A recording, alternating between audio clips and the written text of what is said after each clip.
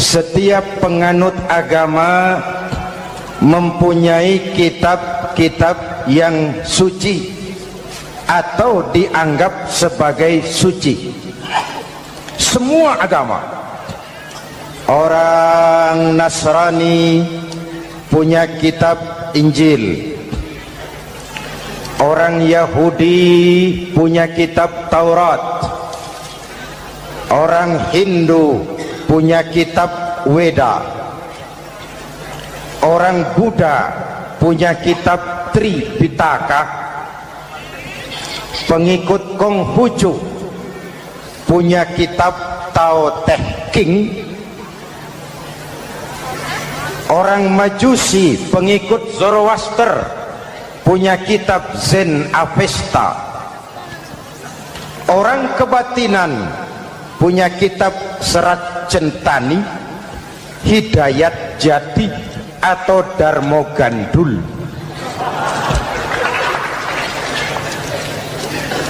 Kita umat Islam oleh Allah diberikan Al-Quran yang kita yakini sebagai kitab suci. Kunaon?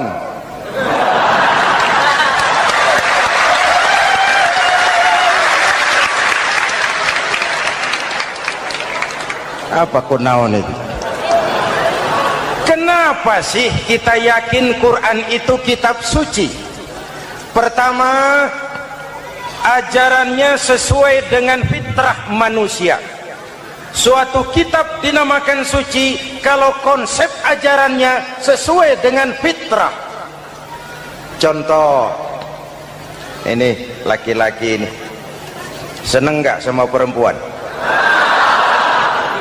Normal. Kalau nggak seneng saya ragu-ragu. Perempuan seneng nggak sama laki-laki?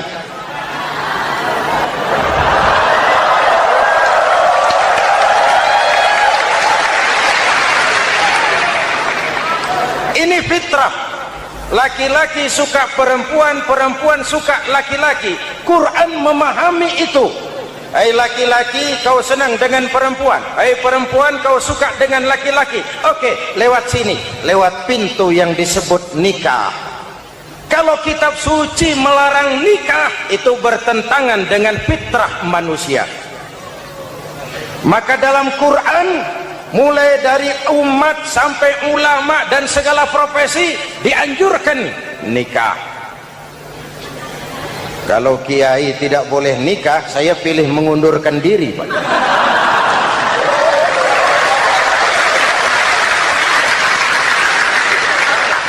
Itu bertentangan dengan fitrah. Lagian mubazir dikasih perabotan nggak dipakai.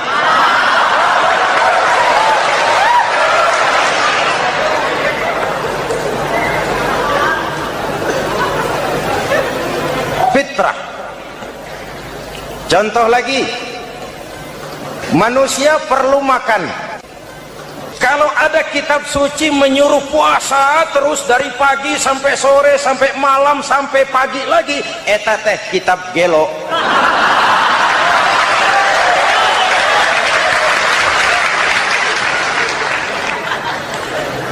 Quran sesuai dengan fitrah. Puasa mulai dari imsak sampai datang waktu maghrib.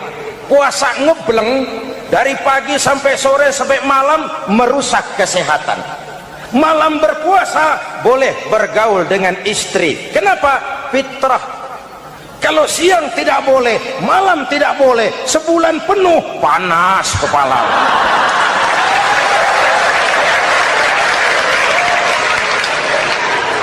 Rontok rambut. Hadirin yang saya hormati, itu yang pertama. Yang kedua, kita yakini Quran sebagai kitab suci karena isinya tidak saling bertentangan, konsekuen, konsisten. Kalau ada satu kitab, di satu ayat mengajarkan Tuhan Esa, di lain ayat mengajarkan tiga, liar itu mah. Bagaimana kitab suci isinya paradoks? Bagaimana kitab suci isinya saling bertentangan? Di ayat manapun sekali Quran berkata Allah itu esa, selamanya esa. Isinya tidak saling bertentangan. Lalu yang ketiga, kita yakini Quran kitab suci karena dia bersih dari intervensi manusiawi. Sejak turunnya Al-Quran menantang, jikalau kamu ragu terhadap Quran yang kami turunkan kepada hamba kami Muhammad, kamu anggap itu cuma bikinan Muhammad. Kalau Muhammad bisa, kamu tentu bisa. Baik, bikin satu surah semacam Al-Quran. 14 abad yang lalu tantangan ini turun dan sampai malam ini belum terjawabkan. Pak, barangkali tidak ada yang mau coba. Banyak. Antara lain Musailamah Al-Kazzab, dia mencoba membuat menandingi Al-Quran. Dia buat satu surah namanya surah Al-Fil. Bunyinya begini, bikinan Musailamah. Al-Fil wa mal-fil wa ma adraka mal-fil lahu khurtumun tawil wa lahu zail. Sudah berbentuk syair. Isinya apa? Al-fil, gajah. Wa mal-fil, apakah gajah itu? Wa ma adraka mal-fil, tahukah kamu apa itu gajah? Lahu khurtumun tawil, dia punya belalai panjang. Walahu zail, dan dia punya ekor. Gak usah turun ayat begituan, orang tahu.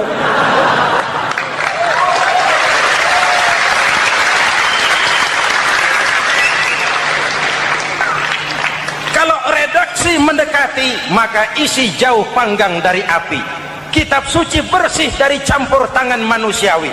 Maka Al-Quran, ke bahasa apapun dia diterjemahkan, naskah aslinya tetap ikut. Dia boleh diterjemahkan ke bahasa Sunda, bahasa Jawa, bahasa Padang, bahasa Inggris, bahasa Jerman, bahasa Belanda, naskah aslinya tetap ada. Kenapa? Bahasa ke bahasa perbedaannya sering frontal. Kalau dari gelas menjadi gelas, eta mah caket. Dari lem menjadi lampu, itu masih serumpun. Tapi cokot Sunda dengan cokot Jawa itu jauh bedanya. Atos Sunda dengan atos Jawa itu jauh. Ulama Sunda sama ulama Jawa nggak pernah akur kalimat atos ini.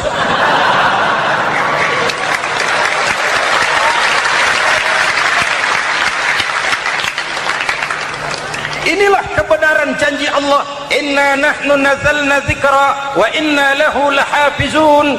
Kami yang turunkan Al-Quran, kami yang akan menjaganya. Ribuan orang hafal Al-Quran. Lalu apa pesan-pesan misi utama Al-Quran? Pertama, menegakkan tauhid. Ini yang lebih dahulu, membentuk kualitas sumber daya manusia dengan menanamkan nilai-nilai keimanan, membebaskan dari ketergantungan kepada benda. Ya ayyuhan nasu ubudu rabbakumul ladzi khalaqakum. Hai manusia, Tuhanmu yang perlu kau sembah hanyalah Tuhan yang telah menciptakan kamu. Jangan menyembah Tuhan yang tidak pernah menciptakan kamu. Mengapa kau menyembah harta padahal dirimu lebih berharga dari harta? Kenapa kau menyembah pangkat dan jabatan padahal dirimu lebih berharga dari pangkat dan jabatan?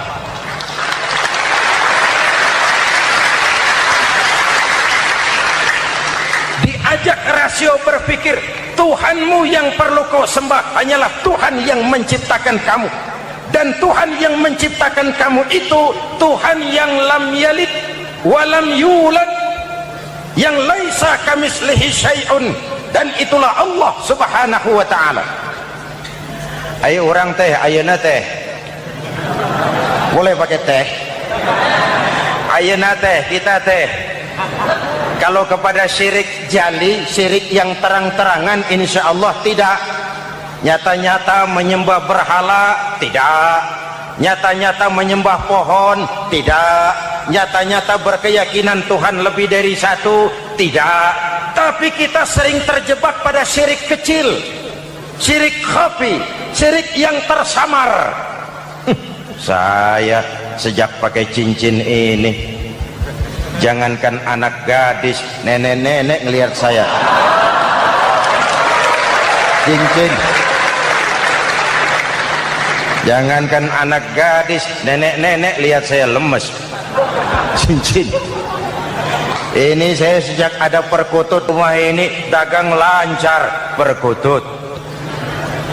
Ini Ramadan bulan penempaan nilai-nilai keimanan. Misi utama Quran menegakkan tauhid, memerangi kemusyrikan, membebaskan manusia dari ketergantungan kepada benda. Dari situ kualitas sumber daya manusia dimulai. Saya sering ungkapkan selama ini sistem pendidikan kita cuma mengisi otak, bukan membentuk watak. Otak diisi segala macam ilmu, tapi hati kosong, agama rapuh, akhirnya moral rendah. Muncul manusia-manusia yang pintar, cuma sayang tidak benar. Indonesia kita bangkrut, Indonesia kita terpuruk, Indonesia kita sakit sekarang ini kan ulahnya orang-orang yang pintar tapi tidak benar.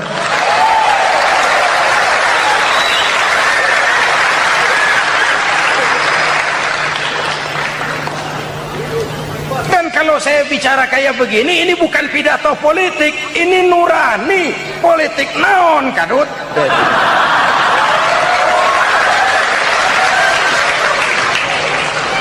Ini nurani, ini tanggung jawab sebagai anak bangsa. Ibu bapak, saudara-saudara hadirin yang saya hormati, Rasul kalau masuk sepertiga yang akhir, sing-singan baju, hamparkan sajadah, lebih banyak di masjid daripada di rumah. Itu Rasul. Maka sepertiga yang akhir masjid makin ramai. Lihat Masjidil Haram. Lain dengan kita. Sepertiga yang akhir masjid mulai mengalami kemajuan, safnya makin maju.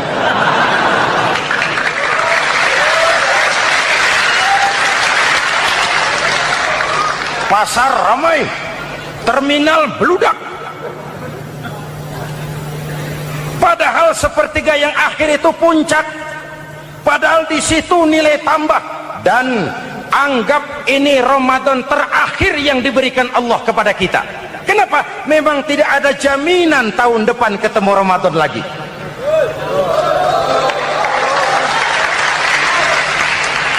Anggap ini Ramadan terakhir yang diberikan Allah kepada kita. Tidak ada jaminan tahun depan Ramadan akan ketemu lagi. Tidak ada jaminan. Manfaatkan pelukan pemutihan. Semua kita melakukan introspeksi. Tidak tahu kita Ramadan tahun depan nanti masih ketemu apa tidak. Sebagaimana kita tidak tahu kita masih hidup atau tidak. Hadirin yang saya hormati, misi kedua Al-Quran, persaudaraan, kebersamaan atas dasar keadilan dan kebenaran. Manusia bersuku-suku, ya. Manusia berbangsa-bangsa, memang itu diakui oleh Al-Quran. Min dzakari wa untha wa ja'alnakum syu'uban wa qabaila. Kami ciptakan kamu dari laki-laki dan perempuan. Kami jadikan kamu bersuku-suku dan berbangsa-bangsa. Apa tujuannya? Agar kamu saling mengenal satu dengan yang lain.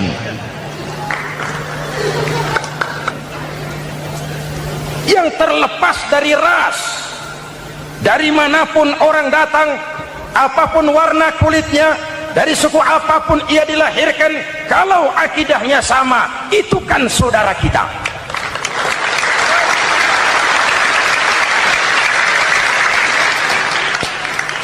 Seperti di masjid, kita tidak peduli dari mana kita datang. Yang datang dari kidul, madhab ngulon mang. Yang datang dari sebelah lor, madhab ngulon mang. Yang datang dari sebelah wetan, madhab kulon mang. Yang datang dari kulon, madhab ngulon. Bukan soal dari mana kau datang, tapi satu arah menghadapmu. Kau mau Betawi, mau Sunda, mau Jawa, mau Padang, mau Aceh, mau Batak, mau Ambon, kita satu nusa, satu bangsa, satu bahasa. Marilah kita jadi lem perekat buat lingkungan kita di saat keutuhan kita sebagai bangsa sedang dalam ujian berat. Semangat kebersamaan atas dasar keadilan. Tidak ada mayoritas menekan minoritas. Umat Islam itu kalau besar dia mampu melindungi yang kecil, kalau kecil dia bisa menjaga diri. Tiap sholat Jumat khatib berpesan pada akhir khutbah kedua, innallaha ya'muru bil adli wal ihsan, innallaha ya'muru bil adli wal ihsan. Allah memerintahkan kamu menegakkan keadilan dengan argumen, bukan dengan sentimen. Mengajak, bukan mengejek. Merangkul, tidak untuk tujuan memukul. Kalau sebagai bangsa kita utuh, kompak dan bersatu, saya yakin kita akan bisa mengatasi kesulitan-kesulitan sekarang ini.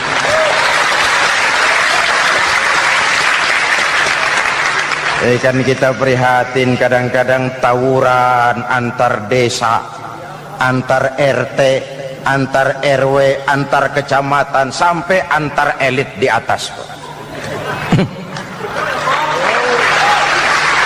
Makanya saya ulang lagi pesan ini, kalau elit di atas tawuran, jadilah penonton yang baik. Saudara-saudara kaum muslimin yang saya cintai, kita prihatin, kita seakan tercabut dari akar budaya kita sebagai bangsa. Kenapa kita yang berfalsafahkan Pancasila, kenapa kita yang berketuhanan yang Maha Esa tiba-tiba jadi beringas dan brutal? Ada maling ayam ketangkap, disiram bensin, dibakar hidup-hidup. Kok kita bisa begitu? Street justice, pengadilan jalanan mulai tegak. Iyalah kita tidak puas dengan kerja aparat kita, tapi jangan main hakim sendiri. Ini negara, bukan hutan.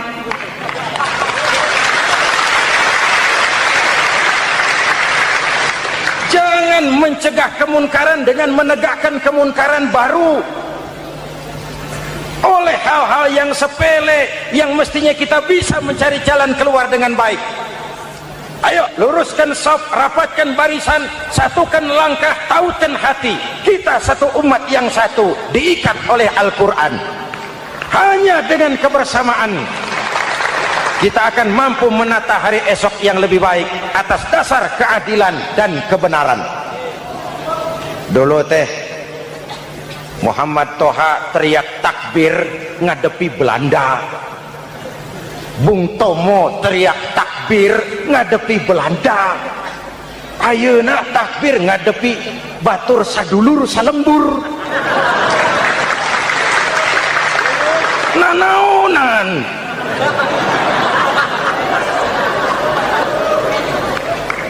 Bung Tomo teriak takbir, Muhammad Toha teriak takbir, yang dihadapi jelas penjajah Belanda. Kita ngadepi saudara sendiri, Allahu Akbar, yang sana teriak Allahu Akbar, setan tepuk tangan di tengah. Yuk kita rukun, yuk kita kompak, yuk kita bersatu, yuk kita pulang, yuk.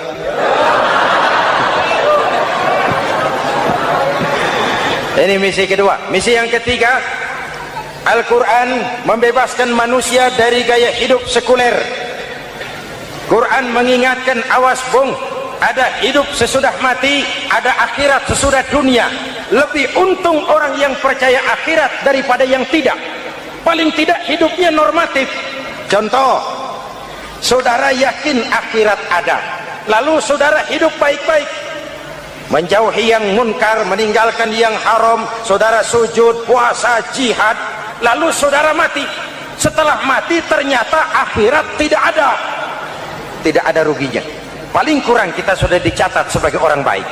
Sebaliknya, saudara tidak percaya sama akhirat, lalu hidup seenaknya, judi, mabuk, zina, nipu orang, korupsi, tenggelam dalam kemunkaran, lalu mati.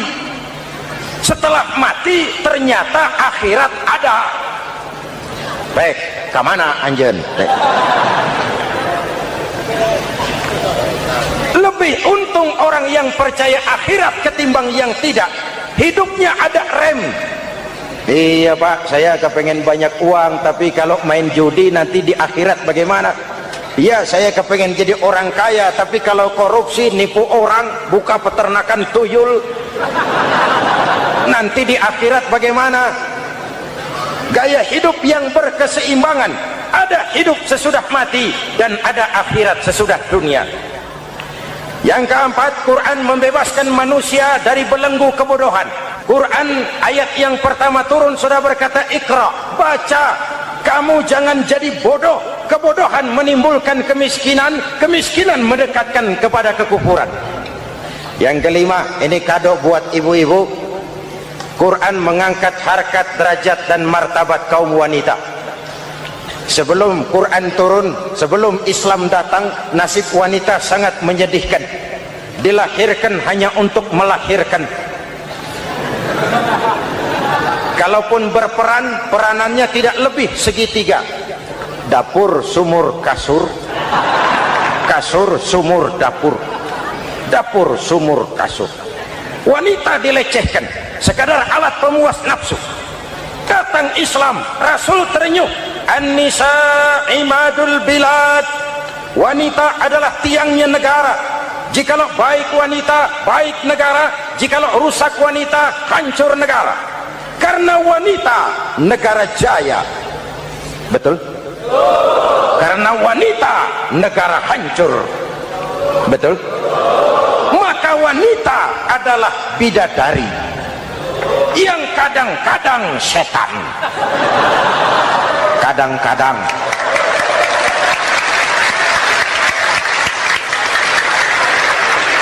Karena yang hadir di sini bidadari semua. Ibu bapak, saudara-saudara hadirin yang saya hormati. Lalu bagaimana sikap kita terhadap Al-Quran? Quran sendiri menjelaskan, "Tsumma awrasnal kitaba alladzina istafaina min ibadina." Kemudian kami wariskan kitab Al-Quran yang kami pilih buat hamba-hamba kami yang terpilih. Luar biasa. Umatnya umat pilihan, Rasulnya Rasul pilihan, kitabnya pun kitab pilihan. Kami wariskan Al-Quran kepada hamba-hamba kami yang kami pilih. Bagaimana sikap mereka setelah menerima Al-Quran? Terbagi tiga.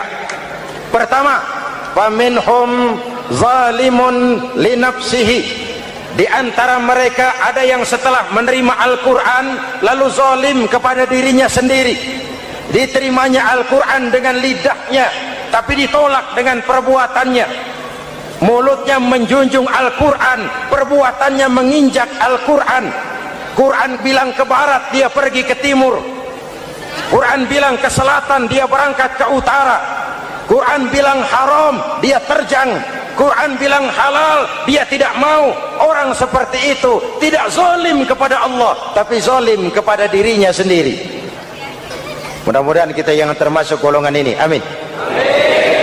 Yang kedua, wa minhum muqtasid. Di antara mereka ada yang menerima Quran 50-50, separuh-separuh. Yang enak dilaksanakan, yang berat ditinggal.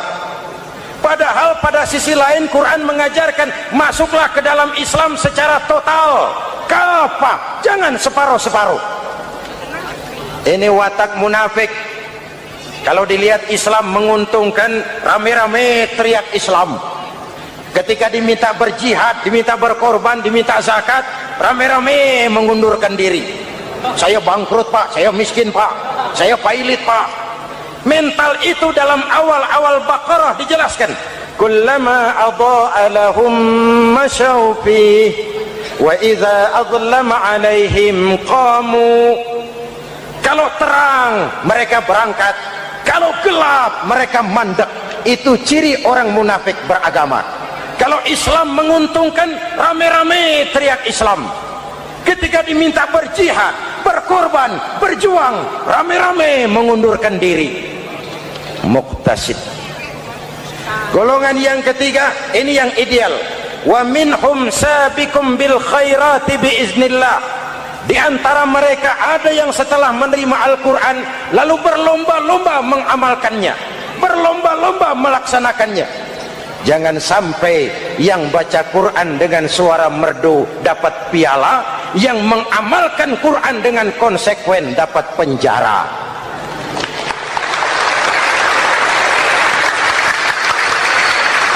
Itu ironi, itu menyedihkan, itu memilukan, dan itu memalukan. Pilihan terserah kita. Satu hadis Rasulullah mengajarkan begini, man ja'alal qur'ana amamahu qadahu ilal jannah, wa man ja'alal qur'ana khalfahu saqahu ilan nar.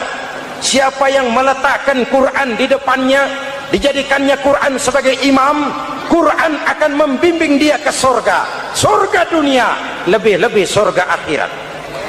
Sebaliknya, siapa yang meletakkan Quran di belakang, dibelakanginya ajaran Quran, Quran akan mendorong dia ke neraka, neraka dunia, lebih-lebih neraka akhirat.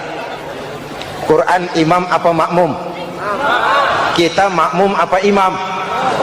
Makmum ikut imam apa imam ikut makmum?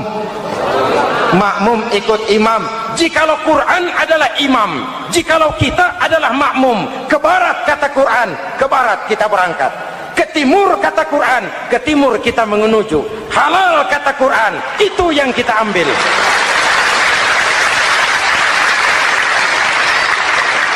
Mari kita jadikan Ramadan sebagai bulan di mana sedikit demi sedikit kita berupaya kembali menjadi generasi yang Qurani. Rasulullah pernah ditanya, kalau Tuhan wafat ya Rasul, kemana kami minta nasihat? Aku tinggalkan kamu dua nasihat, satu yang diam saja, satu yang bisa bicara. Yang bisa bicara apa ya Rasul? Al-Quran. Minta nasihat Quran. Yang diam saja apa ya Rasul? Maut. Dalam hidup ada dua nasihat, nasihat yang bisa bicara Al-Quran, nasihat yang diam saja maut. Menurut ayat Quran dan hadis Nabi itu nanti ada bermacam-macam. Ada orang beriman itu yang dimasukkan surga. Ada orang beriman itu yang dimasukkan ke dalam surga. Ada orang beriman itu yang disebut penduduk surga.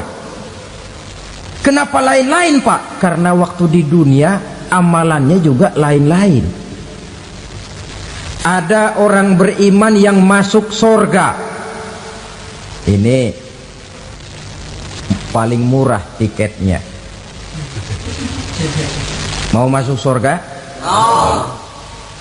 Kata Nabi begini, ma min abdin qala la ilaha illallah thumma mata ala dhalik illa dakhalal jannah.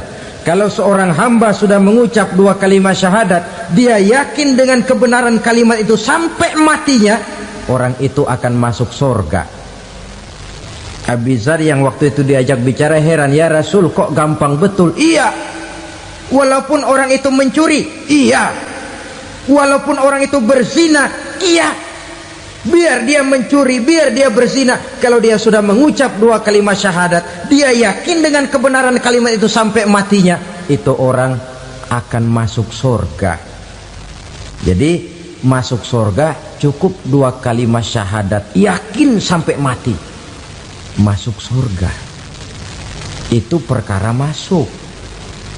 Tapi kalau pertanyaannya diterusin, masuknya kapan Pak? Nah ini lain lagi urusannya. Sebab ada yang masuknya itu langsung, ada yang mampir dulu. Di sana tempat cuma dua, kalau tidak surga, neraka. Mau ke surga tapi mampir dulu, yang mampirnya jelas di neraka. Kenapa? Dalam hadis qudsi ada riwayat, nanti itu di akhirat, setelah Allah selesai mengatur penduduk surga masuk surga, yang neraka masuk neraka, Allah berkata kepada malaikat Malik, malaikat Malik, labaik ya Allah. itu bajingan-bajingan tengik, manusia-manusia durjana yang waktu di dunia tidak mau sujud, jauh dari ulama, gemar melakukan yang munkarat dan maksiat, hidup di tengah masyarakat selalu jadi bibit keonaran, kufur, sudah masuk neraka semua. Sudah ya Allah. Nah, kalau sudah, coba sekarang kamu masuk, Malik. Saya, iya, masuk neraka. Mau apa ya Allah? Kata Allah, akhriju minan nar man kana fi qalbihi misqala habatin min khardalin min iman. Kau masuk neraka, cari di dalam neraka orang-orang yang ada imannya walaupun kecil sebesar biji zarah, angkat mereka keluar. Masuk malaikat Malik ke neraka, cari orang yang ada imannya, korek-korek. Ya repot, udah pada gosong. Yang ada imannya diangkat ke atas, yang ada imannya diangkat ke atas, lalu dimandikan di Nahrul Hayat, namanya sungai kehidupan di akhirat nanti. Cakep lagi rupanya, bersih lagi wajahnya, apel di hadapan Allah. Kata Allah, bagaimana mas? Kapok nggak sampean? Kapok ya Allah. Nah, kalau kapok, idhab fadkhulil jannah, pergi masuk surga sana. Berangkat mereka ke surga, ketemu sama teman-temannya yang udah sampai lebih dulu, yang nggak pakai mampir lagi. Terjadi dialog. Kata teman-temannya yang udah pada nyampe duluan, mas, iya, emang baru sampai? Saya baru sampai. Memang mampir di mana dulu mas? Kita sudah lama sampai di surga. Saudara buka surah Al-Muddatsir ayat 34-35. Ma salakakum fis saqar? Kenapa kamu mampir di neraka Saqar? Qalu lam nakum minal musallin. Mereka menjawab, kami mampir di neraka Saqar mas, gara-gara dulunya kami waktu di dunia tidak pernah sholat. Tidak pernah sholat? Tidak pernah. Kan rumahnya dekat masjid, cuma dekat doang mas. Sholat mah enggak saya. Enggak pernah ngasih makan fakir miskin, enggak pernah hadir di majelis taklim, pendeknya enggak pernah melakukan kebajikan. Maka saya pun mampir di neraka Saqar. Untung betul saya punya iman mas, sedikit.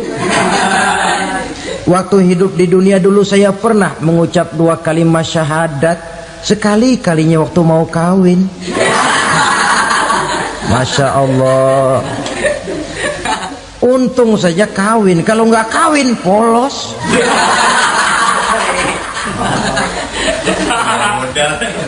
Itu juga pengulu sudah setengah mati ngajarin. Asyhadu alla, asyaduaan, asyaduaan.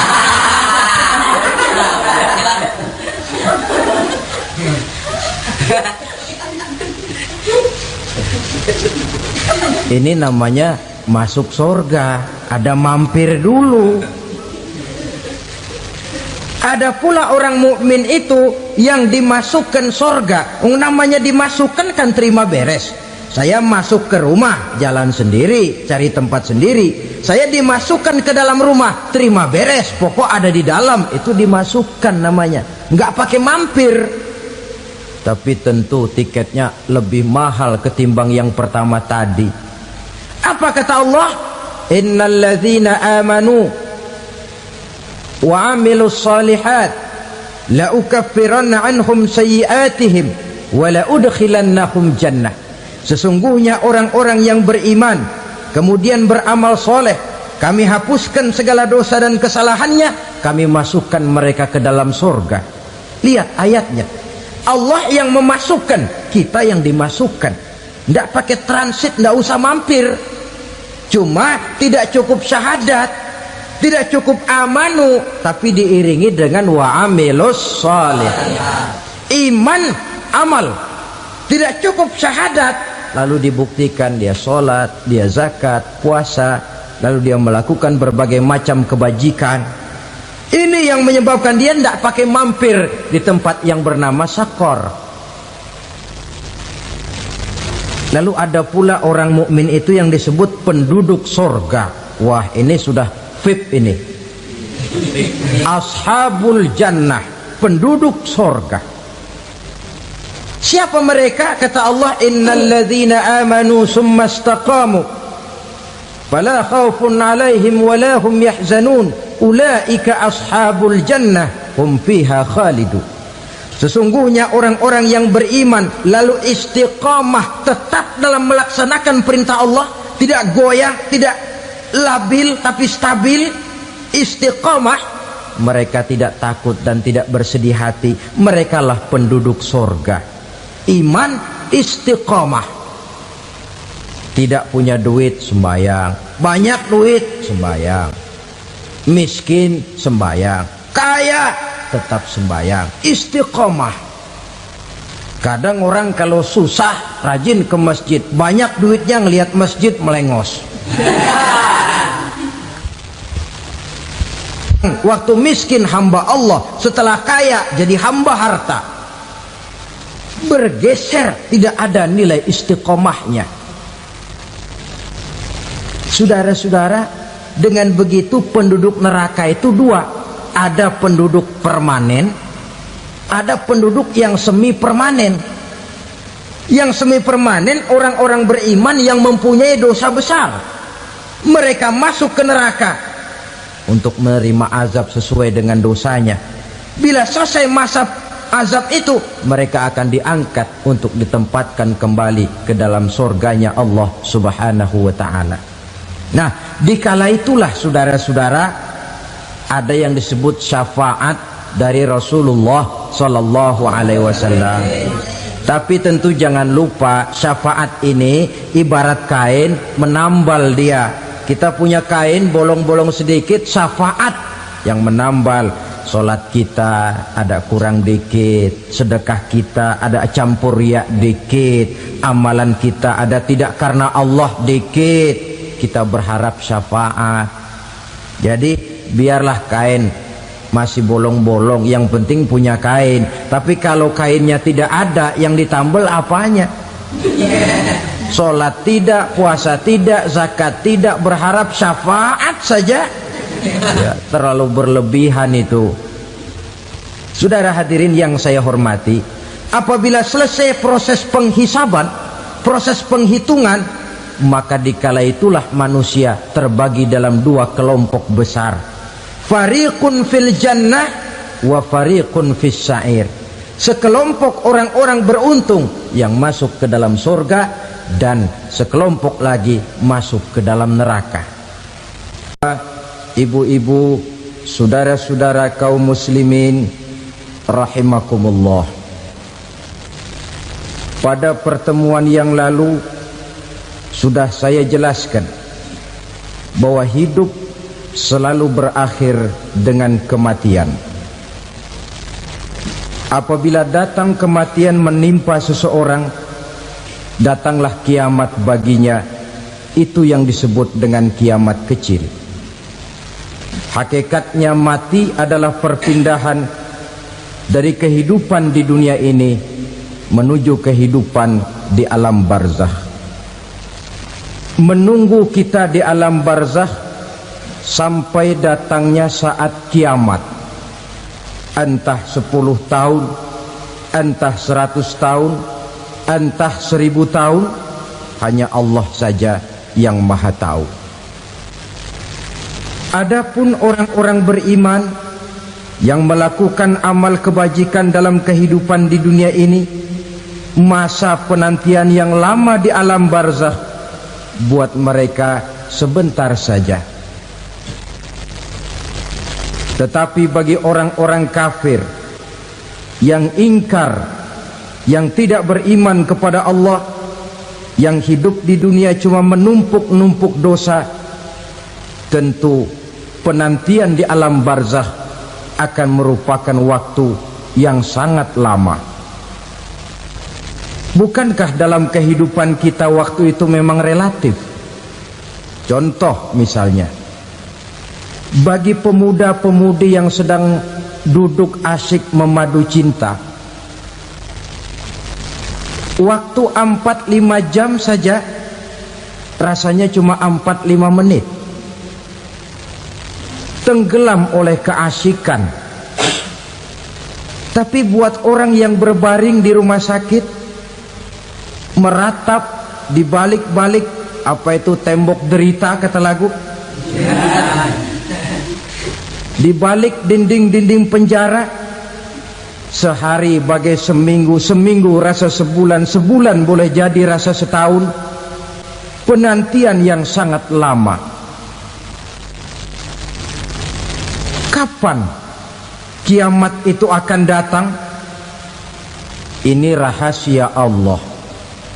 Jangankan kita yang orang awam, baginda Nabi sendiri tidak diberitahu oleh Allah kapan kiamat itu akan terjadi. Tetapi sungguh pun demikian, banyak hadis-hadis yang menjelaskan ciri atau tanda-tanda datangnya kiamat. Nah, kalau sudah bicara soal tanda kiamat itu ada dua. Pertama yang disebut alamatus sughra, tanda-tanda kecil. Ini waktunya masih ada tenggang. Ada yang dinamakan alamatul kubra, tanda-tanda besar, artinya kiamat sudah diambang pintu. Apa tanda-tanda kecil dari datangnya hari kiamat itu? Misalnya kata Nabi, apabila ilmu sudah diangkat oleh Allah, artinya apabila ulama sudah banyak wafat, minat orang belajar agama berkurang, lalu kebodohan nampak merajalela di mana-mana, zina dikerjakan secara terbuka, minuman-minuman keras jadi kebanggaan, itu termasuk di antara tanda-tanda kecil terjadinya hari kiamat. Apalagi misalnya iza waladatil ammatu rabbataha, apabila budak sudah melahirkan tuan. Apa maksudnya? Ada yang mentafsirkan apabila anak sudah bisa membudaki orang tuanya. Orang tua yang melahirkan dia, yang membesarkan dia, demi setelah si anak besar jadi orang berpangkat, bertitel, berharta, berkedudukan, jadilah orang tua itu budaknya. Sehingga sering dibilang kalau orang tua kaya, anak jadi raja. Tapi kalau anak yang kaya, orang tua sering jadi budak. Apalagi munculnya fitnah yang bergelombang, timbul perang antara dua bangsa yang besar, waktu berjalan terasa sangat pendek sekali. Itu merupakan tanda di antara tanda-tanda kiamat. Termasuk di dalamnya sulit membedakan mana laki, mana perempuan. Kan kalau tanda-tanda kayak begini sekarang sudah banyak kita lihat kan. Ulama banyak wafat, penggantinya sulit. Zina dikerjakan berterang-terangan, minuman keras jadi kebanggaan, banyak anak membudaki orang tuanya, sulit membedakan mana laki mana perempuan. Kadang-kadang dari belakang kita lihat perempuan bener, begitu kita colek nengok jenggotan.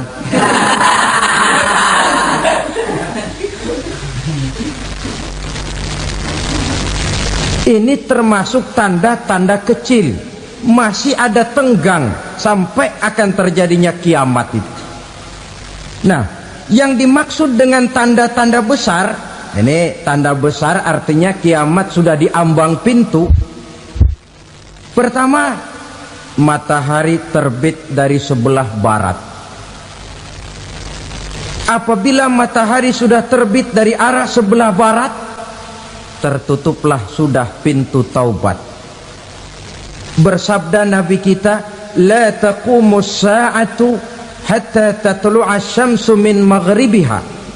Tidak akan datang hari kiamat sampai matahari terbit dari arah sebelah barat. Wa iza tala'at, manakala matahari telah terbit dari arah sebelah barat, wa ra'ahan nasu, manusia banyak menyaksikan itu, amanu ajma'un, mereka pun lalu beriman. Yang tadinya kafir, yang tadinya ingkar, yang tadinya membangkang, setelah melihat matahari terbit dari sebelah barat, buru-buru beriman, berlomba-lomba mengucap 2 kalimat syahadat. Tapi apa yang terjadi? Kata Nabi, wadzalika hina la yanfa'u nafsan imanuha lam takun amanat min qabl. Hari itu adalah hari yang iman sudah tidak berguna lagi bagi seseorang apabila sebelumnya memang dia tidak pernah beriman.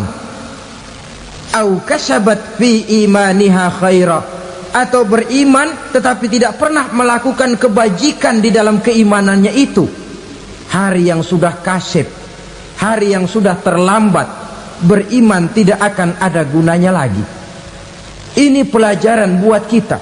Sebelum sang surya terbit dari sebelah barat, sebelum nafas sampai di tenggorokan, artinya pintu taubat masih terbuka. Kalau 2 hal itu sudah terwujud, nafas sudah sampai di kerongkongan atau matahari sudah terbit dari arah sebelah barat, tertutuplah sudah pintu taubat. Tak ada lagi gunanya pangkat, jabatan, harta, bahkan beriman pun dalam suasana macam itu too late, kata orang Kulon. Sudah terlambat. Matahari terbit dari arah sebelah barat, itu tanda besar, artinya kiamat sudah diambang pintu. Lalu apalagi tanda besar? Munculnya Dajjal. Dajjal artinya pendusta-pendusta yang menyesatkan manusia. Ada 2 macam Dajjal, saudara. Ada Dajjal kecil, ini Dajjal kelas teri. Kalau ini sejak zaman Rasulullah sudah ada itu. Tiap zaman ada. Di zaman Rasulullah misalnya ada yang bernama Aswad al-Unsi dari Yaman. Ada yang namanya Musailamah al-Kazzab dari Yamamah. Ada yang namanya Ibnu Sayyad dari Madinah. Ini Dajjal di zaman Rasul. Musailamatul Kazzab memproklamirkan diri jadi nabi dia. Di zaman Rasul masih hidup. Ini Dajjal zaman Nabi. Di zaman sahabat muncul Dajjal. Di zaman kita sekarang ini Dajjal pun gentayangan. Dajjal kelas teri. Kerjanya mendustakan manusia, menyesatkan manusia, memalingkan manusia dari jalan yang benar dan diridhoi oleh Allah Subhanahu wa ta'ala. Adapun yang merupakan tanda besar dari datangnya kiamat, Dajjal kelas kakap, pembohong besar yang menyesatkan masyarakat manusia berpaling dari jalan Allah mengikuti jalan mereka. Apa sih ciri Dajjal itu? Kata Nabi dalam hadis Bukhari Muslim, inna Dajjala, sesungguhnya yang namanya Dajjal itu yakhruju, satu saat akan muncul mendekati hari kiamat. Wa inna ma'ahu ma'an, si Dajjal ini membawa air. Wa naran, dan juga membawa api. 2 simbol. Di tangan yang satu dia bawa air, di tangan yang satu dia bawa api. Wa ammal ladzi yarahu an-nasu ma'an fanarun, adapun yang orang banyak lihat air, hakikatnya adalah api. Yang dilihat api, hakikatnya adalah air. Oleh sebab itu, kalau api yang ditawarkan, ambillah air. Kalau air yang ditawarkan, pilihlah api. Maksudnya apa ini? Ini bahasa simbol, saudara-saudara. Dajjal bicaranya seolah-olah untuk kepentingan manusia, menawarkan surga. Surga yang dia tawarkan hakikatnya neraka. Hai manusia, kalau kau mau bahagia, jangan dekat-dekat dengan agama. Sholat itu tidak efektif dan efisien, tidak produktif dari segi ekonomi itu. Menghadiri majelis taklim cuma buang-buang waktu. Tahajud, tasbih, tahlil, baca Quran, apa itu? Pekerjaan mubazir saja. Hidup ini cuma sekali, masa yang cuma sekali, manfaatkan dengan sebaik-baiknya. Mumpung, dibawanya sifat mumpung tetapi dalam pengertian yang sangat negatif. Bicaranya seolah-olah untuk kepentingan manusia, tetapi sebenarnya menjerumuskan manusia. Menawarkan air tapi sebenarnya api, menawarkan api tapi hakikatnya air. Buat apa kamu sholat? Buat apa kamu bayar zakat? Buat apa kamu puasa? Surga yang dicanangkan Dajjal hakikatnya neraka. Neraka yang digambarkan Dajjal pada dasarnya adalah surga. Jadi memutarbalikan fakta itu kerjaan Dajjal. Yang hak jadi batil, yang batil dibilang hak, yang benar jadi salah, yang salah malah jadi benar. Tuntunan disuruh jadi tontonan, tontonan malah menjadi tuntunan. Itu pekerjaan Dajjal profesinya. Zamannya Nabi Adam, Dajjalnya kan iblis. Betul? Betul. Apa sih gang kerayuan iblis itu? Allah setelah menciptakan Nabi Adam kan bilang, Adam, kau dan istrimu Hawa tinggal di surga ini. Seluruh fasilitas yang ada di surga persilahkan kau nikmati. Satu yang tidak boleh, jangan coba-coba dekati pohon khuldi. Dekat saja jangan, apalagi sampai memetiknya. Datang Dajjal yang namanya iblis ini. Adam, kamu tahu nggak kenapa tidak boleh makan buah khuldi? Ya nggak tahu, pokoknya saya dilarang. Bodoh kamu, Dam. Khuldun artinya kekal. Kalau kamu makan itu buah, kau akan kekal di surga buat selamanya. Allah tidak kepengen, maka dilarang kamu makan buah khuldi. Kalau kau ingin kekal di surga, Adam, makan saja. Saya bicara begini ini untuk kepentingan kamu, Adam. Ini kan ciri-ciri Dajjal. Bicaranya sih seolah-olah untuk kepentingan Nabi Adam, hakikat sebenarnya menjerumuskan Nabi Adam supaya ingkar dan melanggar larangan dari Allah Subhanahu wa ta'ala. Jadi setelah muncul Dajjal, timbul kekacauan-kekacauan di masyarakat. Banyak yang terpengaruh, terpedaya dan terpesona, termasuk mereka yang memproklamirkan diri jadi nabi, mereka yang memproklamirkan diri jadi rasul di zaman sesudah Rasulullah wafat. Itu adalah Dajjal.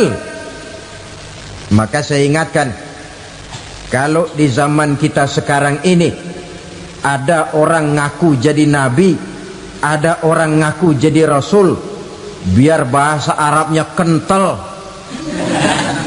Quran hafal, hadis ribuan hadis hafal, biar pakai serban sampai menyengser ke tanah, bahasa Arabnya fasih, tapi dia mengaku jadi nabi, jadi rasul, kita umat Islam wajib tidak percaya, wajib untuk tidak percaya. Itulah Dajjal zaman kita sekarang ini. Tidak mustahil mereka datang mempengaruhi orang awam supaya berpaling dari Rasulullah, mengikuti mereka. Nah, di akhir zaman nanti, mendekati hari kiamat, Dajjal ini muncul. Dajjal kelas kakap, menyesatkan masyarakat manusia untuk berpaling dari Islam, mengikuti seruan mereka. Apalagi di antara datangnya kiamat itu, tanda yang besar itu, turunnya Nabiullah Isa Al-Masih, putra Maryam.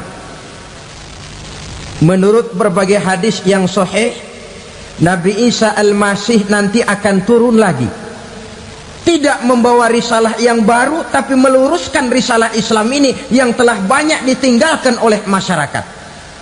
Bahkan ada hadis menjelaskan beliau akan membunuh Nabi, mematahkan kayu-kayu salib. lalu melaksanakan haji dan umrah mengikuti syariat Nabi Muhammad, bukan membawa agama baru, menjadi semacam mujaddid, reformer, menyelamatkan manusia dari bisikan Dajjal. Bahkan ada riwayat yang menjelaskan bahwa Nabi Isa berhasil mengalahkan Dajjal, mengembalikan masyarakat manusia kembali kepada ajaran Islam yang datang dari Allah, dibawa oleh Rasulullah Sallallahu Alaihi Wasallam.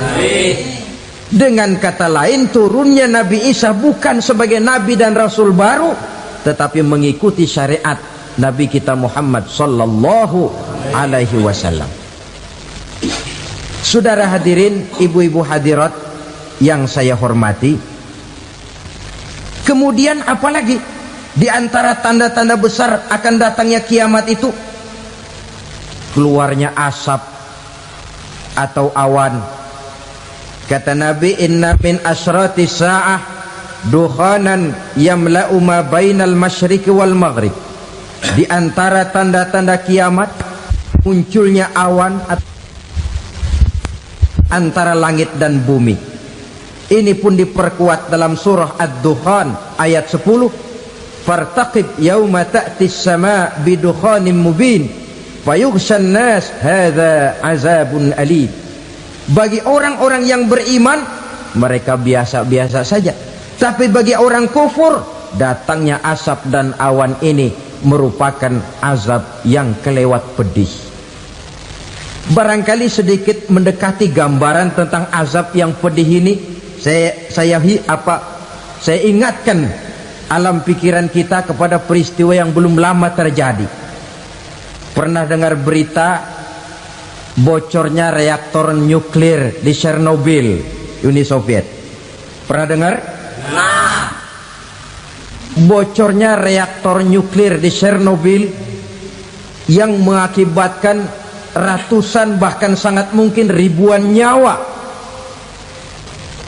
Cuma satu reaktor. Bagaimana kalau seluruh cadangan nuklir yang dimiliki oleh para negara adik kuasa ini diledakkan? Bahkan yang konon menurut catatan, cadangan nuklir yang dimiliki bersama oleh Amerika dan Rusia sekarang ini sudah sanggup memusnahkan 6 miliar manusia, 1,5 kali lebih banyak dari jumlah manusia yang nongkrong di permukaan bumi ini. Saudara-saudara hadirin yang saya hormati, lalu saat mendekati hari kiamat, apalagi tandanya? Setelah Nabi Isa wafat, pada saat turunnya yang kedua kali, lalu Allah meniupkan angin sejuk. Semua orang-orang beriman, orang-orang baik wafat, sehingga penghuni bumi ini cuma tinggal lagi terdiri dari orang-orang kafir. Tidak ada lagi di bumi ini yang bisa mengucapkan Allah. Sehingga dalam hadis qudsi itu ada keterangan, innallaha azza wa jalla yaqulu li Israfil.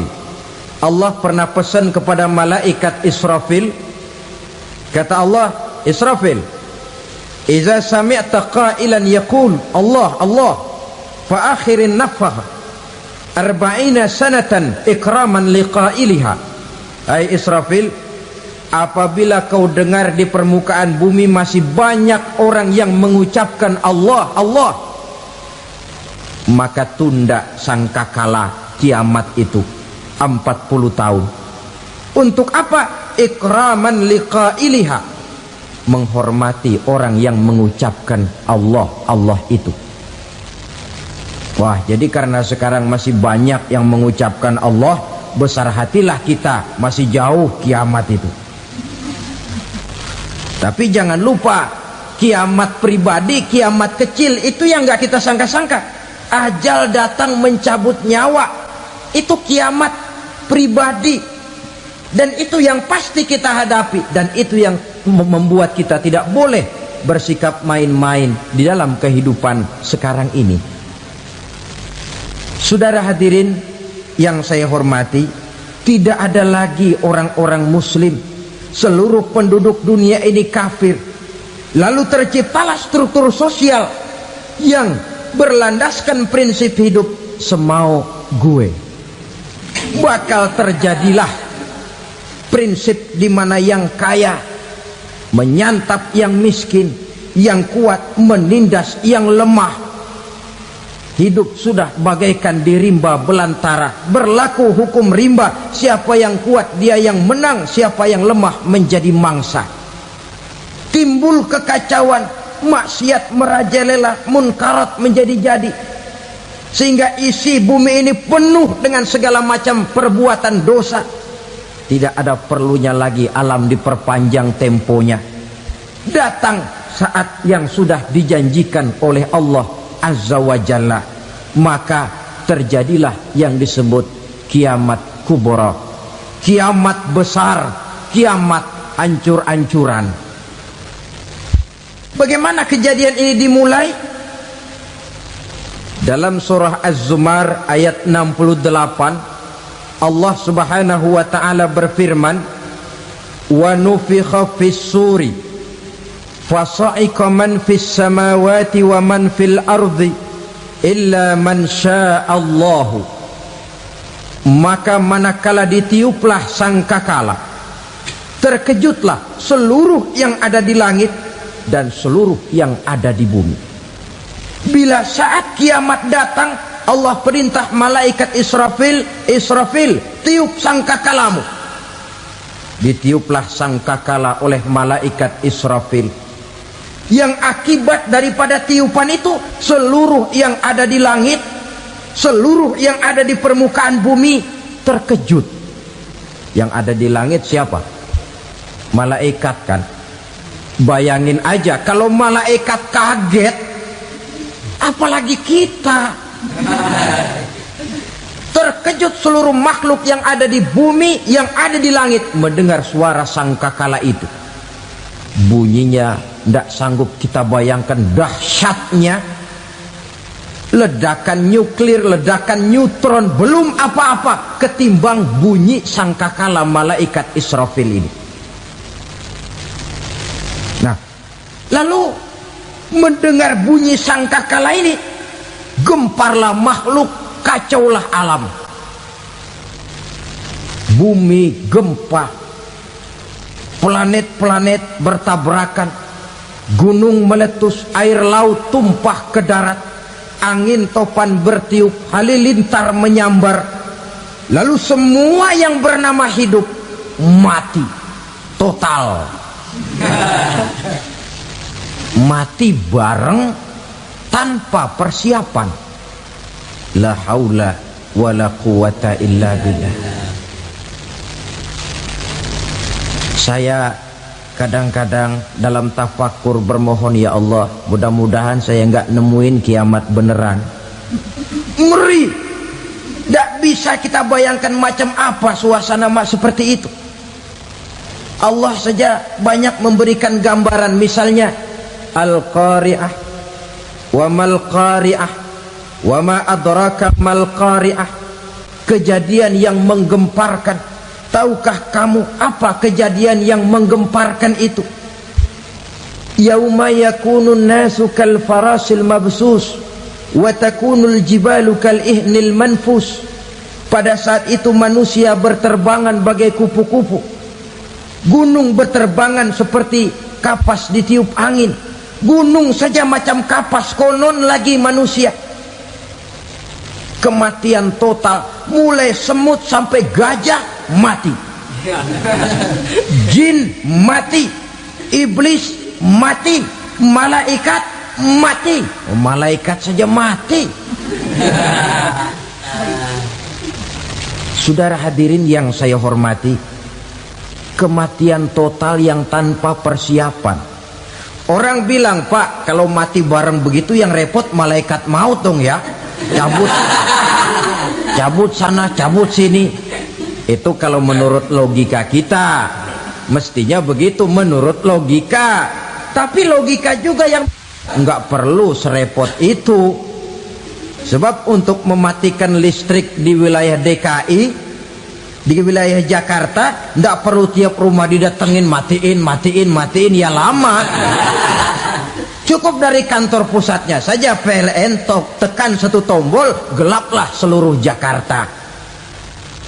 Saudara hadirin yang saya hormati, kematian total. Lalu setelah kematian total, planet-planet juga mati, dalam arti tidak bergerak dan beredar.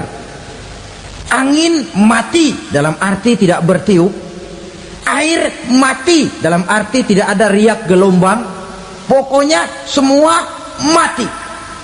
Kullu nafsin za'iqatul maut, semua yang bernafas mati. Dalam ayat lain, kullu man 'alaiha fan, semua yang ada di permukaan bumi fana. Yang kekal cuma Allah Subhanahu wa ta'ala. Yang paling belakang mati malaikat maut dan malaikat Israfil. Tapi mati juga sesuai dengan janji Allah. 40 lamanya.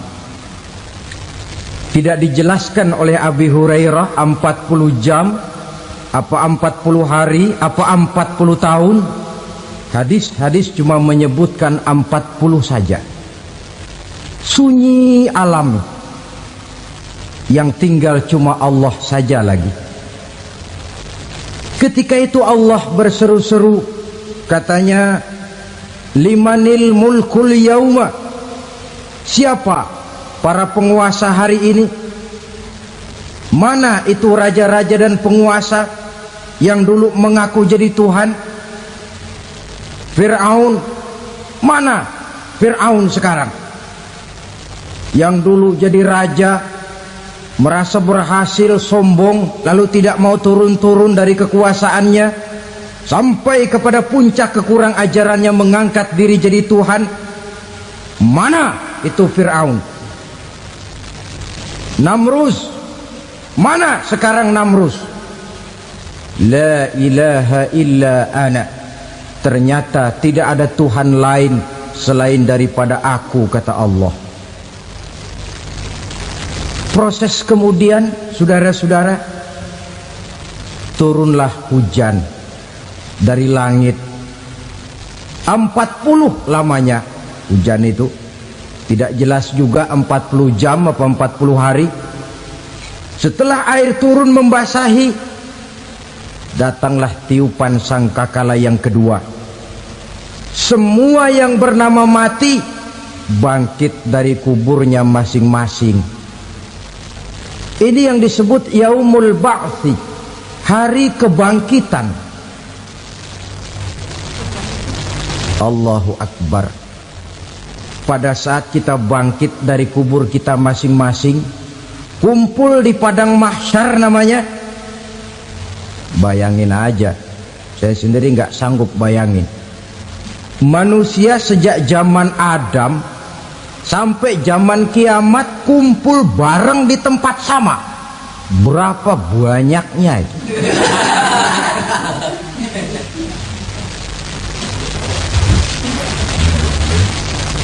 Dan yang luar biasa menurut satu riwayat, pada saat bangkit itu, Masya Allah, roman muka kita berubah, disesuaikan dengan amalan kita waktu di dunia ini. Barang siapa yang waktu di dunia amalannya itu amalan tikus, di akhirat nanti dia bangkit dari kubur, mukanya seperti muka tikus. Gagah betul badannya, tapi mukanya seperti tikus. Kenapa? Amalannya waktu di dunia seperti amalan tikus. Apa amalan tikus itu? Suka ngegeragoti barang yang sudah disimpan rapi-rapi. Orang sudah simpan uang rapi-rapi, simpan perhiasan rapi-rapi, digeragoti oleh tikus. Maling-maling, pencoleng-pencoleng, koruptor-koruptor, itu nanti di akhirat nanti kita lihat mukanya seperti muka tikus. Oh, ini waktu di dunia suka nyolong. Hanya seperti muka tikus. Barang siapa yang waktu di dunia ini amalannya itu amalan macan, dia akan bangkit nanti mukanya seperti muka macan. Apa amalan macan? Macan itu amalannya menang-menangan. Orang yang mau menang saja nggak mau mengalah. Coba lihat di hutan. Kenal hutan nggak? Di hutan, raja hutan di mana-mana pasti macan. Betul kan? Betul. Padahal hutan belum pernah bikin pemilihan umum. Tapi macan tidak peduli ada pemilihan umum apa tidak, pokok saya raja. Sebab apa? Macan jadi raja itu bukan karena benar, tapi karena kuat jadi raja. Setelah dia jadi raja, rakyat hutan yang mesti dilindungi malah dimakan oleh raja macan. Kambing rakyat hutan dimakan oleh macan. Ayam rakyat hutan dimakan oleh macan. Itu nanti kita lihat di akhirat itu mukanya seperti muka macan, gagah betul. Lalu barang siapa yang di dunia ini amalannya itu seperti amalan anjing, nanti dia punya muka seperti muka anjing. Apa amalan anjing? Pertama, anjing itu kalau disuruh jaga rumah, dia tidak bisa membedakan mana maling, mana tamu. Biar yang datang maling, kalau bawa tulang, anjing kalem. Yang kedua, anjing itu akan setia kepada siapa saja yang memberinya roti. Siapa yang memberinya roti, itulah majikannya. Apa kata majikannya, pasti dia laksanakan. Soal benar atau salah, dia tidak peduli. Setelah anjing dapat roti, dia tidak punya pilihan lain kecuali bilang, abdi mah kumaha juragan wae ayeuna mah.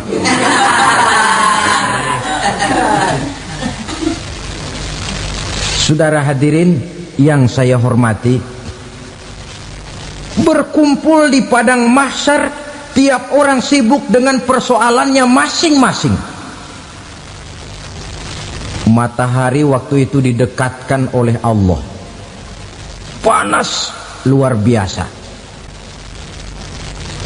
Ada yang saking panasnya itu mencucurkan peluh keringat sampai sebatas mata kakinya. Ada yang keringatnya sampai sedengkulnya. Ada yang keringatnya sampai sepusatnya.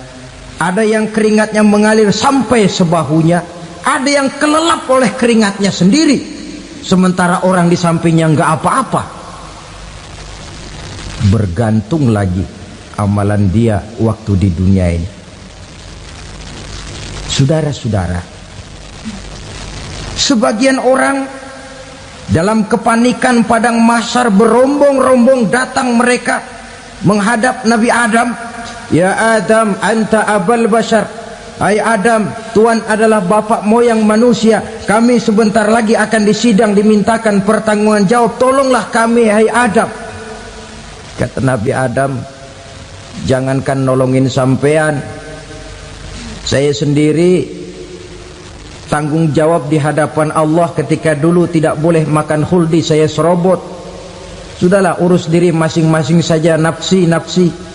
Begitu kata Nabi Nuh, begitu kata Nabi Ibrahim.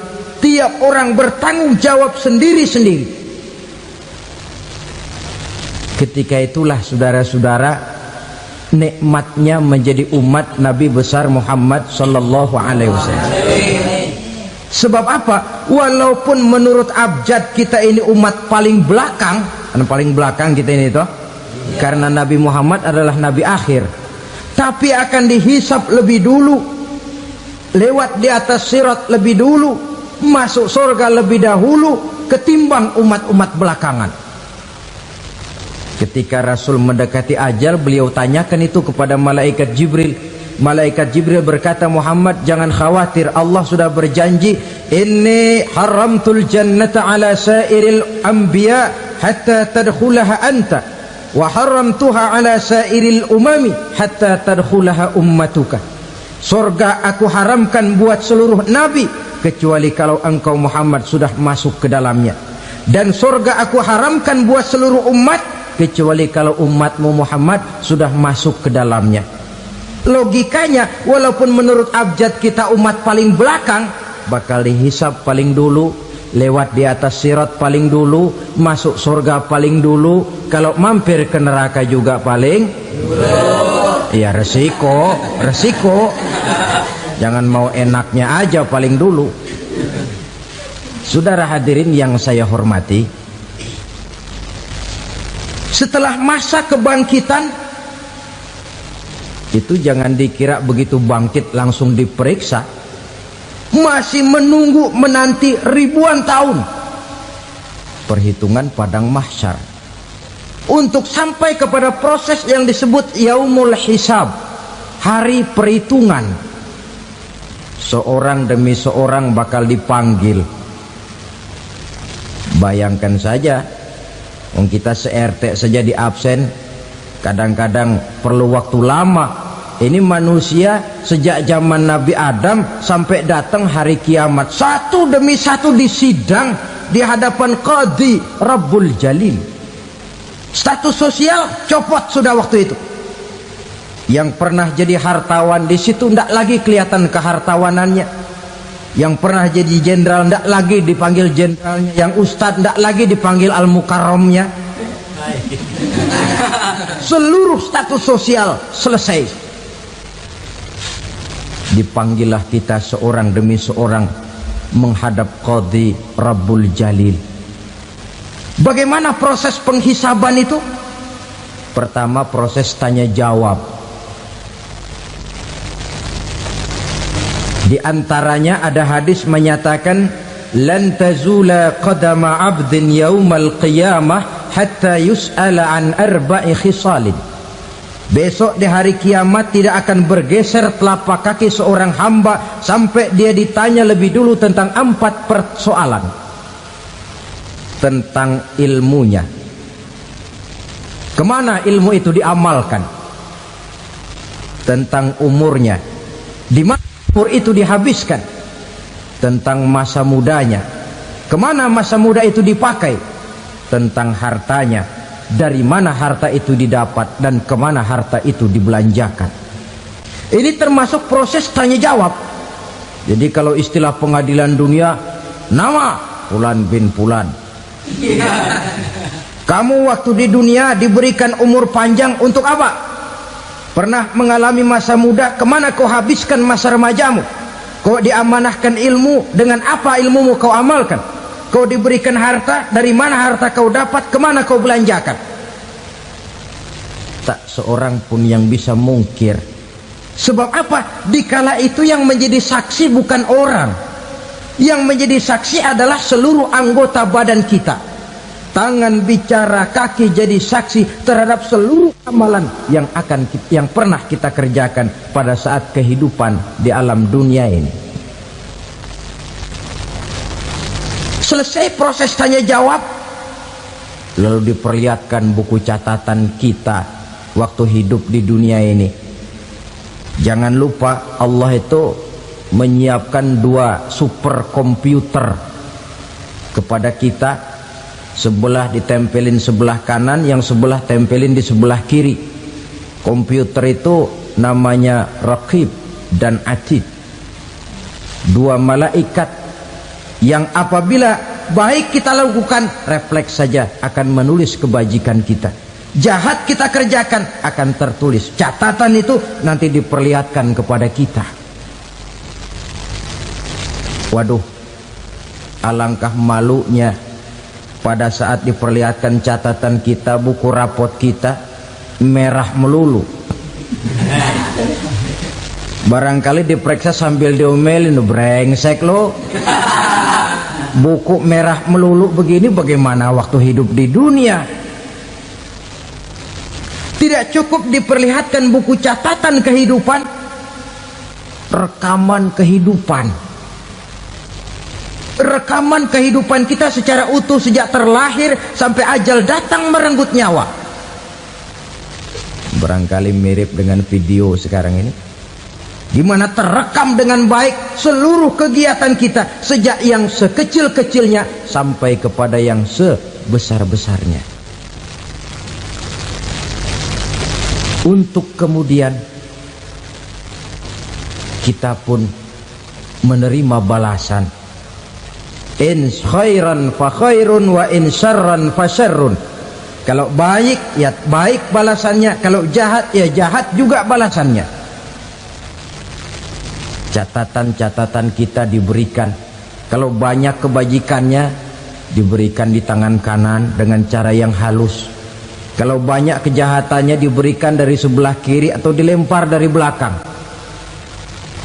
Itulah sebabnya sejak di dunia ini kita sudah mohon kepada Allah. Ketika berwudu membasuh tangan kanan, apa kita bilang? Allahumma a'tini kitabi biyamini wa hasibni hisaban yasira. Ya Allah, berikan saya kitab di tangan kanan, dan kalau saya memang perlu dihisap, hisaplah saya yang seringan-ringannya. Tangan kiri berlindung kita kepada Allah, jangan sampai diberikan kitab di tangan kiri atau dari arah sebelah belakang. Wa a'udzubika an tu'tiya kitabi bishimali aw min wara'i zuhri, dari arah sebelah belakang. Na'udzubillah min dzalik. Setelah selesai lewat proses penghisaban, lewat mizan, timbangan, maka yang sudah selesai dihisab itu bergeraklah menuju sirat, jembatan yang terbentang menuju surga melalui neraka. Saudara-saudara, panjangnya perjalanan sirat itu memakan waktu ratusan tahun.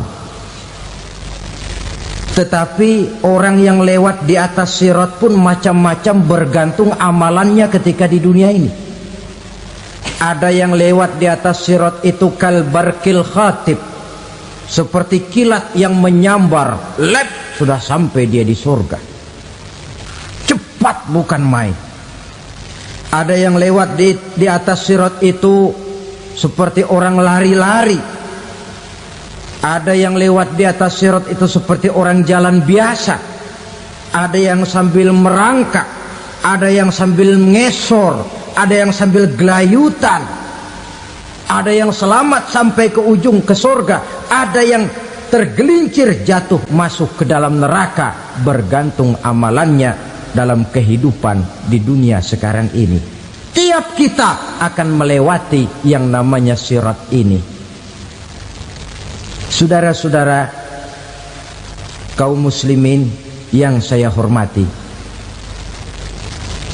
dengan demikian mereka yang selamat melalui sirat sampai ke terminal akhir surga, mereka yang ketika dihisab ternyata banyak kejahatannya daripada kebaikannya, mereka singgah di dalam neraka. Nah, adapun orang-orang yang beriman menurut ayat Quran dan hadis Nabi itu nanti ada bermacam-macam.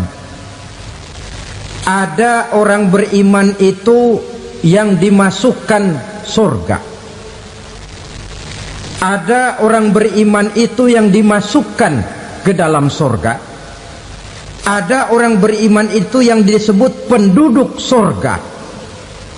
Kenapa lain-lain, Pak? Karena waktu di dunia amalannya juga lain-lain. Ada orang beriman yang masuk surga. Ini paling murah tiketnya. Mau masuk surga? Kata Nabi begini, ma min abdin qala la ilaha illallah thumma mata ala dhalik illa dakhalal jannah. Kalau seorang hamba sudah mengucap dua kalimat syahadat, dia yakin dengan kebenaran kalimat itu sampai matinya, orang itu akan masuk surga. Abi Dzar yang waktu itu diajak bicara heran, ya Rasul kok gampang betul? Iya, walaupun orang itu mencuri, iya, walaupun orang itu berzina, iya, biar dia mencuri, biar dia berzina, kalau dia sudah mengucap dua kalimat syahadat, dia yakin dengan kebenaran kalimat itu sampai matinya, itu orang akan masuk surga.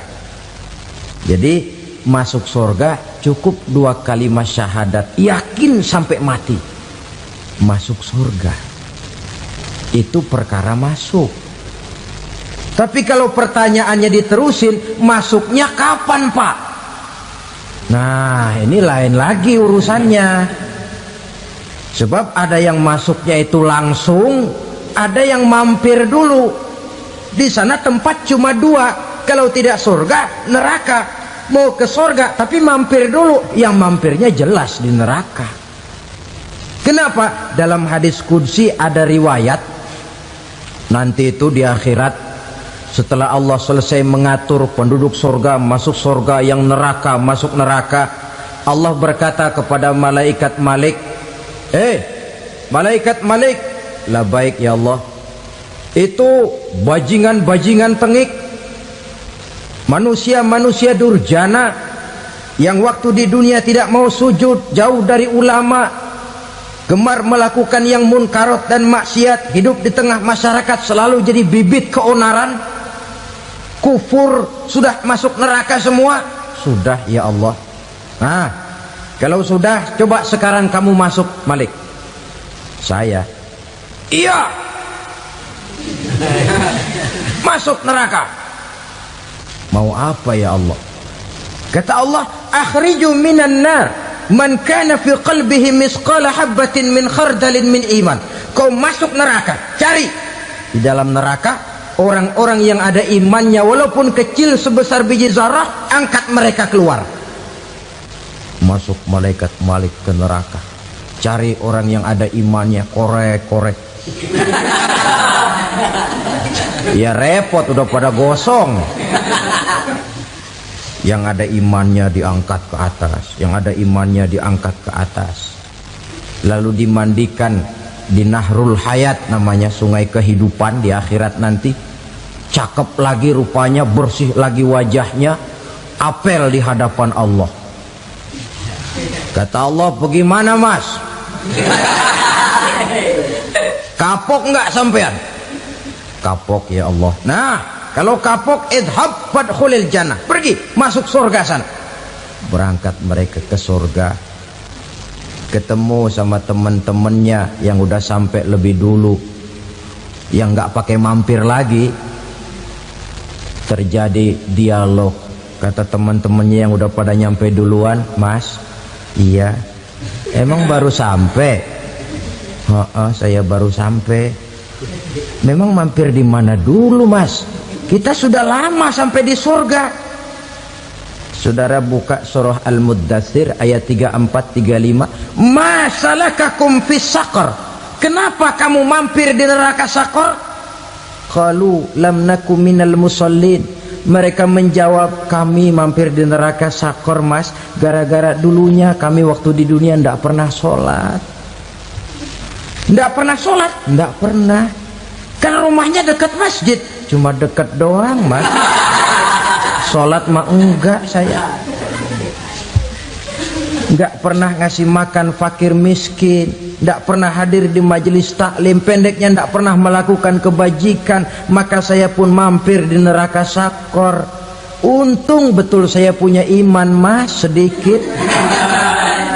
Waktu hidup di dunia dulu saya pernah mengucap 2 kalimat syahadat, sekali-kalinya waktu mau kawin. Masya Allah. Untung saja kawin, kalau nggak kawin polos.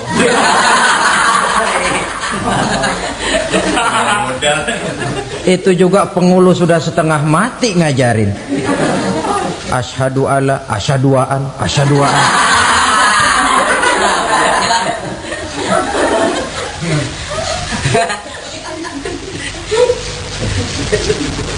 Ini namanya masuk surga, ada mampir dulu. Ada pula orang mukmin itu yang dimasukkan surga. Namanya dimasukkan kan terima beres. Saya masuk ke rumah, jalan sendiri, cari tempat sendiri. Saya dimasukkan ke dalam rumah, terima beres, pokok ada di dalam, itu dimasukkan namanya. Nggak pakai mampir. Tapi tentu tiketnya lebih mahal ketimbang yang pertama tadi. Apa kata Allah?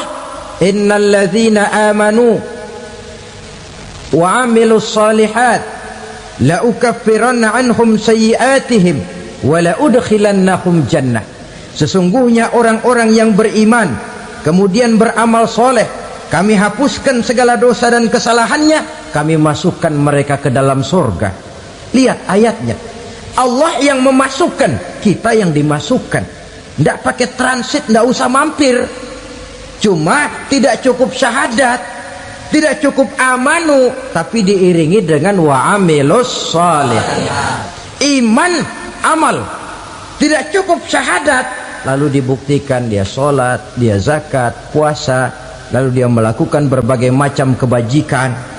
Ini yang menyebabkan dia tidak pakai mampir di tempat yang bernama sakor. Lalu ada pula orang mukmin itu yang disebut penduduk sorga. Wah, ini sudah VIP ini. Ashabul jannah, penduduk sorga. Siapa mereka? Kata Allah, innal ladzina amanu summa istaqamu fala khaufun alaihim wala hum yahzanun ulaika ashabul jannah hum fiha khalidun. Sesungguhnya orang-orang yang beriman lalu istiqamah, tetap dalam melaksanakan perintah Allah, tidak goyang, tidak labil tapi stabil, istiqamah, mereka tidak takut dan tidak bersedih hati. Merekalah penduduk surga. Iman, istiqamah. Tidak punya duit, sembayang. Banyak duit, sembayang. Miskin, sembayang. Kaya, tetap sembayang. Istiqamah. Kadang orang kalau susah rajin ke masjid, banyak duitnya ngelihat masjid melengos. Waktu miskin hamba Allah, setelah kaya jadi hamba harta. Bergeser, tidak ada nilai istiqomahnya. Saudara-saudara, dengan begitu penduduk neraka itu dua. Ada penduduk permanen, ada penduduk yang semi permanen. Yang semi permanen orang-orang beriman yang mempunyai dosa besar. Mereka masuk ke neraka untuk menerima azab sesuai dengan dosanya. Bila selesai masa azab itu, mereka akan diangkat untuk ditempatkan kembali ke dalam surganya Allah Subhanahu wa ta'ala. Nah, dikala itulah saudara-saudara, ada yang disebut syafaat dari Rasulullah Sallallahu Alaihi Wasallam. Tapi tentu jangan lupa, syafaat ini ibarat kain menambal dia. Kita punya kain bolong-bolong sedikit, syafaat yang menambal.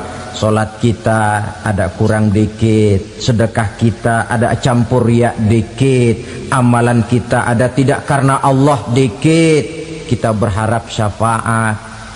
Jadi biarlah kain masih bolong-bolong, yang penting punya kain. Tapi kalau kainnya tidak ada, yang ditambal apanya?